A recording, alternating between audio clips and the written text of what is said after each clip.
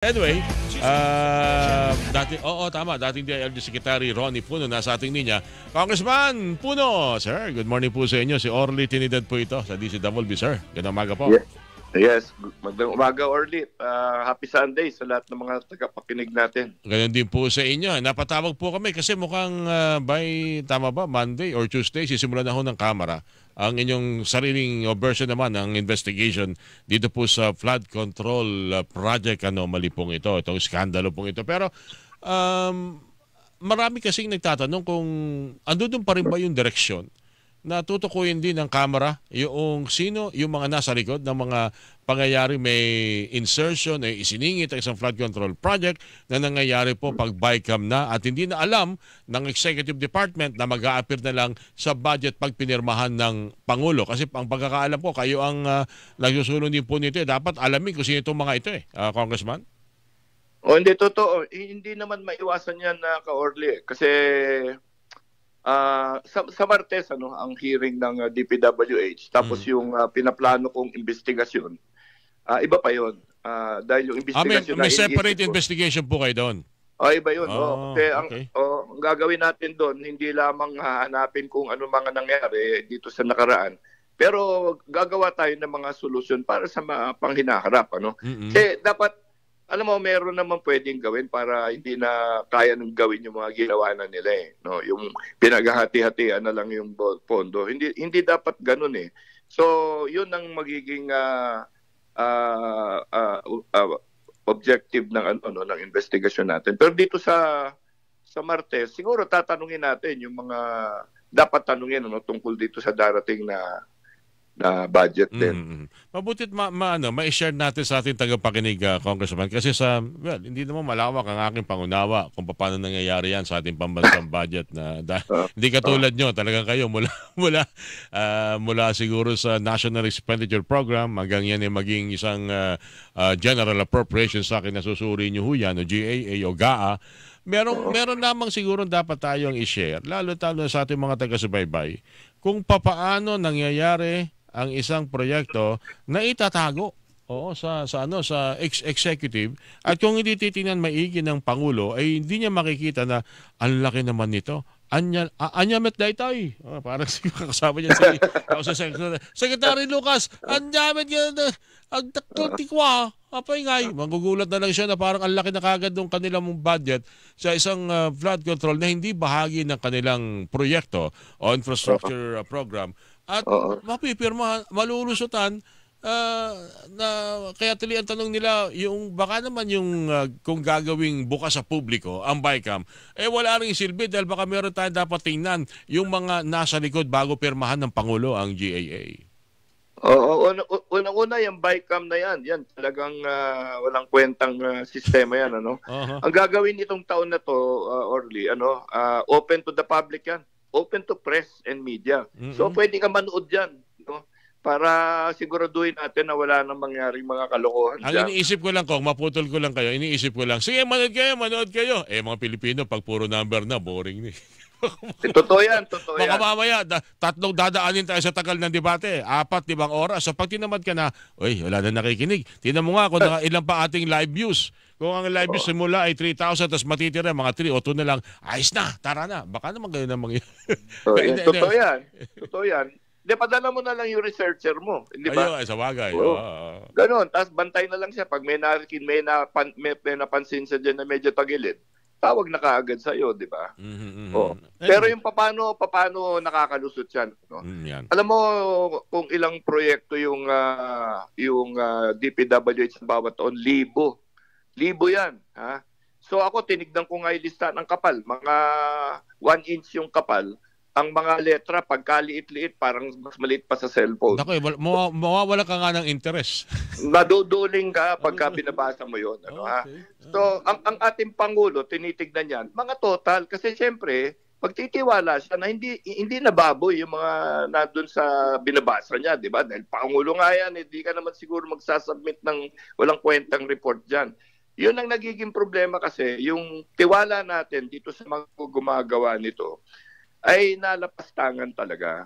Kasi yung mga dapat pagkatiwalaan na gawin ng maayos ito, hindi nila tinutupad yung katungkulan nila. Katulad halimbawa ng DBM, ano? Ito ba naman, Orly, ano ba naman dapat ang pinag-aralan mo para pag nakita mo na 79, 79, 79, 79, 43, ano naman kailangan pinag-aralan mo para hindi mo ipagdudahan yan, hindi ba? Ewan ko kung paano sa kanila, nakakalusot tayo sila, marami silang budget analyst, ang laki ng kanilang organisasyon. Buti pinunto nyo yan. Kasi kung ako talaga sumusuri ng, albawa, budget, ano, hindi ako maalam. Pero yung binabagit yun, napaka-elementary niyan. Napaka-simpleng pagdudahan. Bakit ganto? Ayaw nilang umabot sa regional director ng approval. Doon lang sa district. Kaya kinakailangan mo pagkasya nila bago umabot ng 250 million. Parang doon pala mag-iisip ka na, Congressman. Tama. Parang budget ng asawa mo, bibigay sa'yo, gatas 150, papel 150, sabon 150. Di ba magdududa ka na? Parang hindi talaga dapat gawin. Hindi, ang tama ka eh. Alam mo, yung kadalasan, yung mga kalukuhan dyan sa budget. Nandun sa taas eh. Ako, alam mo, marami ako nakakausap na district engineer, ano? Maayos ang mga district engineer. Kami dito sa amin sa Antipolo, alam mo, kompleto talaga yung mga master plan. Kaya lang, alam mo, kawawa yung mga district engineer. Binabago dahil nga binabago yung mga budget sa taas eh. Kaya hindi nila matupad-tupad yung kanilang dapat gawin eh. Kawawa rin eh. Kaya ito, hindi, mas mabuti ito dahil at least asintahin natin yung talagang mga may kasalanan. Oo, tama po. Kaya nga siguro yung ibang mga kababayan natin nagre-react, bago kayo magsabi na magbitiw si secretary, magbitiw yung mga district engineer, tingnan ninyo kung sino rin yung dapat magbitiw sa Kongreso. Yung mga pumirma na nakarang budget, lalo-talo na, dahil doon yata lumobo talaga, Congressman. Lumobo sa BICAM. Ayun nga po. Sa BICAM lang. Tama, lumobo sa BICAM. Hindi Kongreso, Kasi alam mo, Orly, ang problema, pag sinabing Kongreso, dalawa yung yan. Congressman, Yeah, hindi representant, House of Representatives at Senate yan. Senado. Dalawang palapag na yan, parehong Congress yan. Okay. Pag sinabi mong Congress, dalawa. Dalawa yan. Pero sa isip ng ating mga kababayan, pag sinabing Congress, House of Representatives ang tinutukoy. Kami ang pinakawalang poder dyan. Kasi ano man ang madesisyon namin, inaakit pa sa Senado yan eh. Alam mo? Hindi final yun. Walang congressman na pwede mag-decide na final sa kanyang budget. Aakyat talaga yun sa Senado. At pag magdidesisyon yan, paplansya yun lahat sa BICAM. Sa BICAM. Pagkatapos, sino ang nasusunod sa BICAM? Ayan ang magandang tanong. Alam mo, nabanggit ko na to sa dati pang interview, di ba? Na apat yung nangyari kasi yung House at Rep at Senate may mga representative yan sa BICAM. Mga siguro 24 yata noon. Ang nangyari, small committee. Yung small committee or very small. Actually, very small in numbers but big in ito. So ang nangyari sa committee, apat lang si Senate President, si Speaker, si Chairman ng APRO sa House at saka Chairman ng Finance sa Senado. So alam ko na si Speaker hindi nag-a-attend talaga niyan. Okay? So naiwan ngayon yung tatlo. Ito gagawin ko na ng pagkakataon na kasi ngayon ko lang sasabihin. Hingi ako ng tawad kay Senator Grace Poe kasi nabanggit ko siya because siya yung head ng Chairman of Finance na tatlo yung nag-uusap. Alam mo, nalaman ko, hindi rin pala isinali sa diskusyon yan. Alam mo, si Senator Grace Poe. Isipin mo, Chairman ng Finance Committee na Senado, hindi kasali sa very, very small BICAM Small Committee. So nabanggit ko siya, nahiya ako ngayon sa kanya dahil alam hindi ko... Hindi pala siya kasama. Kaya pala hindi siya pumupunta. Iba yung nakitang pumunta. Oo nga di ba? Hindi, talagang ako na...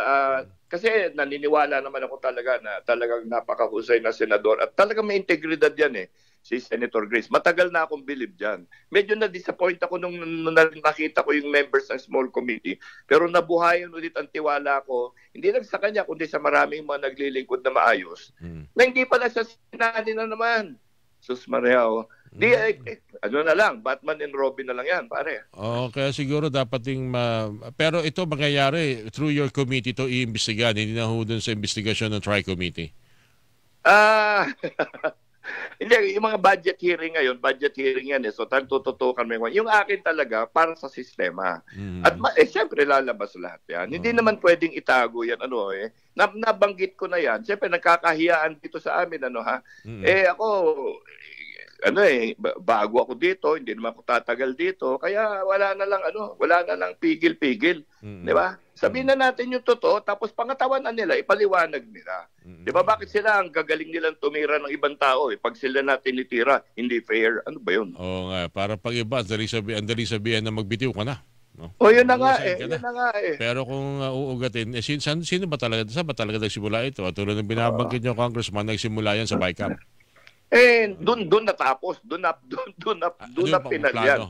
Alam mo, nabanggit natin kanina, no, yung pananagot ng mga matataas na opisyal natin, ano. Ito kay Senator Bono, kay Secretary Bonoan, hindi pa ako sigurado kung anong dapat maging sa kanya maging landas sa kanya kasi ganun din yun ang dumadating sa kanya libo-libo pa rin, no? So siyempre magtitiwala pa rin siya doon sa mga regional directors niya. Ako tingin ko kung meron man kasabwatan diyan na may nagplano kung paano hatiin yan, palagay ko hindi kasali yan. Tingin ko lang sana hindi niya ako pahiyain, no? Pero palagay ko ganun. Kaya medyo tama yung siya na rin muna magsiasat ngayon Sana totoo yung investigasyon gagawin niya. 'Di ba? At kahit kaibigan niya, dapat ilabas niya kung talagang may kasalanan kasi ang lalaking krimen nito Grabe ito, Orly. I miss Win. Sa dami ng salapi na kanilang linanakaw diyan, kawawa, ang daming napipinsa ng mga kababayan natin. Kaya dapat matapos na talaga ito. Matapos na dapat. Alright. Anyway, Congressman, alam ko hindi ka dapat mag-react dito, pero marami kasi ako nababasa rito tulad na lamang ng mga personal text na minsan talaga makikita at mahuhuli mo ang isang tao kung paano mag-react sa issue. Merong magagalit, kung hindi magagalit, mag-aakusa ng binabayaran yung Parang how do you see these kinds of reaction lalo na dito sa mga maaring masangkot sa investigasyon, Congressman Ronnie? Well, ako, alam mo, kaya ang lakas ng loob ko ngayon. Kasi wala naman ako dyan Ito na. Naging congressman ako, itong July 1 lang diba? Simula, tama. Mabuti nilinaw nyo yan. Makakala nila kasama ka rin nagtalakay ng last year ng budget. Yun na nga wala akong pinagtatakpan sabihin, saka wala akong plano mag-re-election ngayon, kaya wala akong pakialam sa kanila lahat. At kahit na anong tirahin nila, kahit sino-sino, bahala sila. Ang sa akin, dapat lumabas yung katotohanan dito. Kaya alam mo, marami nagne-nervous ngayon dahil alam nila ako parang unguided missile ako alam mo yun. Na hindi mo pwedeng busalan yung bibig ko Talagang magsasalita ako. Hindi katulad ng iba na siyempre nag-iingat sila, tatakbo pa sila, baka tanggalan ng project, baka kung ano-ano. Ako wala akong pakialam doon. Alright. Mabuti na. Meron ka ba nauliligan na anong mangyayari sa Kamara lalo na doon sa maaring mga dumulog sa Ethics Committee dahil sa aksyon ng isang kongresista na kung gusto lang kunin yung pahayag may mga posibleng violation sa Data Privacy Act? Oo nga hindi sa akin para maliwanagan yan dapat yung mga na agrabyado dyan, dapat talaga dalhin nila sa mga pwedeng magsolusyon yan. Alam mo sa akin, yung talagang kaya medyo nasindihan ako. Hindi maganda yung may kaaway kakalat mo yung telepono tsaka yung address. Number. Alam mo yun? Para mong linagyan ng target yung mga likod nila. Parang hindi naman yata tama yun. Tsaka kung nagmula lang yun sa tinatanong mo ako tungkol sa mga project na pinagdududahan mo, ang unang reaction doon dapat magpaliwanag 'di ba? Talaga 'yun kaya kami congressman para magpaliwanag Hindi lang naman hindi masyado na kaming makapangyarihan na hindi na pwedeng tanungin. Hindi naman ganoon 'yan. Diba? Nga po. Anyway, Congressman, ako dito pa nagkausap ulit tayo. Definitely, meron pang serye, may mga susunod pa ho dito sa ating panayam na ito. At aantabayan po namin, lalo na magiging resulta ho ng investigasyon po ng Kamara. Baka kasi merong, okay na naman kung magpapaliwanag. Pero kung magpapaliwanag na parang, siyempre, to save face, medyo maaga pa. Papalusot. Papalusot. Ang galing mong humula, no? Magaling kang bumasa ng karakter. Ikaw ba pwede nag-aral ka ba sa mga anti-terrorist Identification system. Titingin ka pa lang, alam mo. Anyway, Congressman, sa ulitin po, sir. Magkatawagan po ulit tayo. Sige, Orly. Thank you. Salamat. Ingat po kayo. Mga kapuso, Rizal 1st District spokesperson, House Deputy Speaker, iyon. Congressman Ronnie Puno, ang inyo pong napakinggan.